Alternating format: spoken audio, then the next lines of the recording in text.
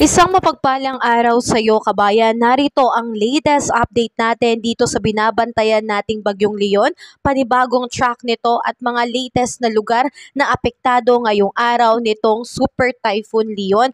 Pero bago ang lahat, pasuyo ng like and subscribe at pahit na rin po ng notification bell para updated ka palagi sa aking ulat panahon. Sa ngayon, kabayan, sinabi ko na po na ito po ay Super Typhoon na ngayon, kabayan, na paaga po ang pagiging super typhoon nito. Ito po ay huling namataan ngayong araw na ito sa layong 350 km east of Calayan, Cagayan, na may maximum sustained wind na po na aabot ng 185 km per hours. Malapit po yan sa sentro at bumubugso na po up to 230 km per hours.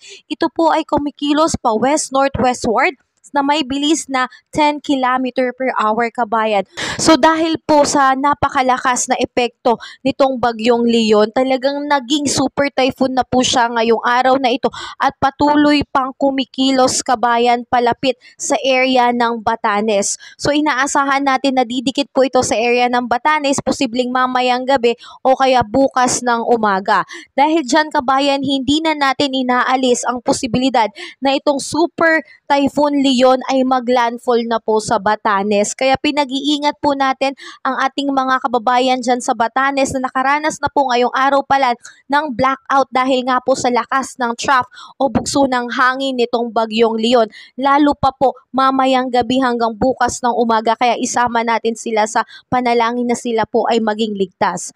Ganon pa man, kabayan, dahil po sa paglakas nitong super typhoon, ang paglapit nito sa Batanes, yun na po yung masasabi natin na pinakamataas na intensity aabutin nitong Bagyong Leon. At ito pong Bagyong Leon ay inaasahan po na e-exit ng Philippine Area of Responsibility bukas ng gabi pa o kaya naman sa Biyernes ng umaga. Pero pwede pa rin po ito magbago, lalo na depende pa rin sa kilos o galaw nitong Bagyong Leon. Ganon pa man, kabayan, kapag ito po ay naglandfall na sa Taiwan, itong lakas ng Bagyong Leon ay unti-unti na pong mababawasan sa paglipas ng oras, lalo na kapag nakapag-landfall na po sa Taiwan. So ang epekto nito o ang trough nito ay unti-unti na rin po nababawasan, lalo na po dito sa area ng Batanes. Dahil dyan, kabayan, ngayong araw itinaas na po sa signal number 3 dito po ngayon sa may Batanes, eastern portion ng Babuyan Island, northern eastern portion ng mainland Cagayan. Kaya pinag-iingat natin ang ating mga kapatid na dyan nakatira. Kung kinakailangan ng mag-evacuate ay gawin na po natin, kabayan. Unahin na po natin ang ating kaligtasan, kabayan. At signal number 2 naman po dito sa ilang bahagi ng Babuyan Island, ilang bahagi ng mainland Cagayan, the northern and eastern portion ng Isabela, Apayao, Kalinga, the northern and eastern portion ng Abra, kasama rin po ang eastern portion ng Mountain Province at Ilocos Norte. So maging alerto po tayo dahil posible po ang pagkakaroon ng malalakas na bugso ng hangin at buhos ng ulan.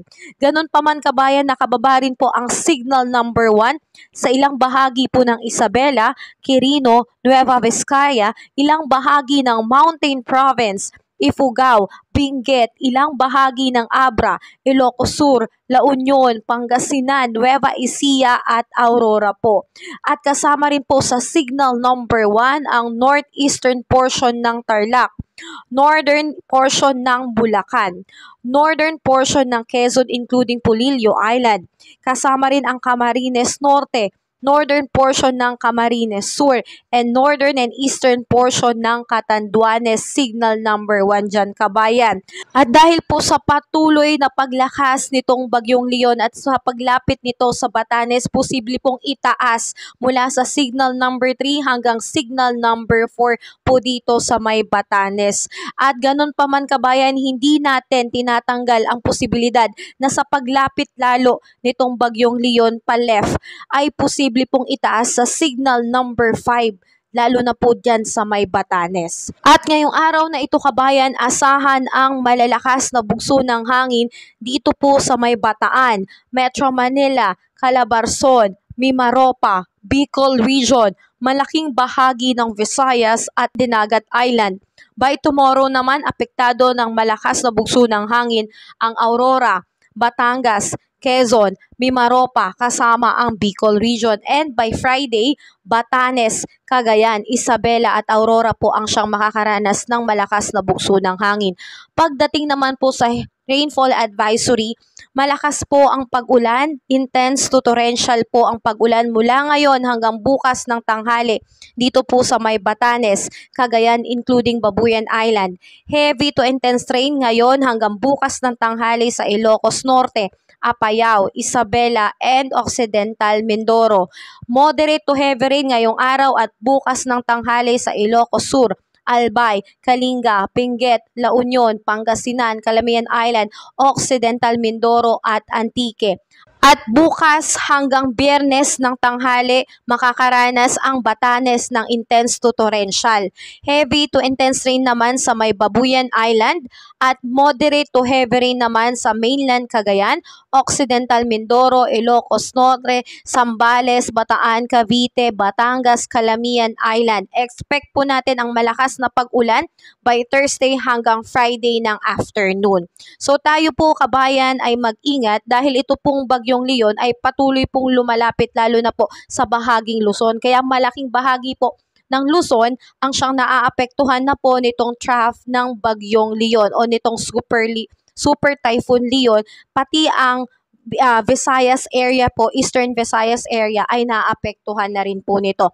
Ganun pa man kabayan dahil sa paglakas at mabilis na pagkilos nito palabas ng Philippine Area of Responsibility, posibleng mapaaga rin po ang paglabas nito dahil nga by Thursday afternoon or Friday ng morning e-exit na po ito sa labas ng Philippine Area of Responsibility at maglalandfall na po sa Taiwan. Sa ngayon kabayan, dahil nga nasa karagatan natin ang sentro nitong bagyong Leon o nitong Super Leon, may nakataas po na gale warning signal dito po sa ating mga baybayin kaya hindi po muna pinapayagang pumalaot ang ating mga kapatid na mangingisda dahil napakataas po ng alon sa karagatan at ito po ay sadyang mapanganib lalo na po dito sa coastal area ng Batanes, Cagayan including Babuyan Island, Isabela, Ilocos Norte, Aurora, Quezon including Pulilio Island, Camarines Norte at Catanduanes. Dahil dyan kabayan ngayong araw din mismo may nakataas na storm surge warning dito po sa may Batanes kasama ang Basco, Itbayat, Ivana, Mahataw, Sabtang at Uyugan. Dito rin po sa may Calayan, Cagayan. Kaya ang mga residente dyan, lalo na sa mga low-lying areas, ay pinapaiwas po muna na lumapit sa mga coastal or beaches nila. At ganoon din, kansilado rin po ang lahat ng marine activity at patuloy pong maging mag-monitor kabayan, lalo na po sa mga update dito po sa ating panahon. So patuloy tayong mag-ingat kabayan at mag-monitor dito ngayon sa binabantayan nating super typhoon dahil sobrang palakas ng palakas po itong bagyong Leon. So hinihintay natin kabayan na ito po ay hihina din pero kapag naglandfall na po ito sa Taiwan. Ganun pa man kabayan para may update pa kita sa susunod na balita tungkol dito sa bagyong Leon. Pasuyo naman ng like and subscribe at pahit na rin po ng notification bell para lagi kang updated sa balita lalo na dito sa bagyong Leon. Ingat tayo kabayan. Have a safe day po sa lahat.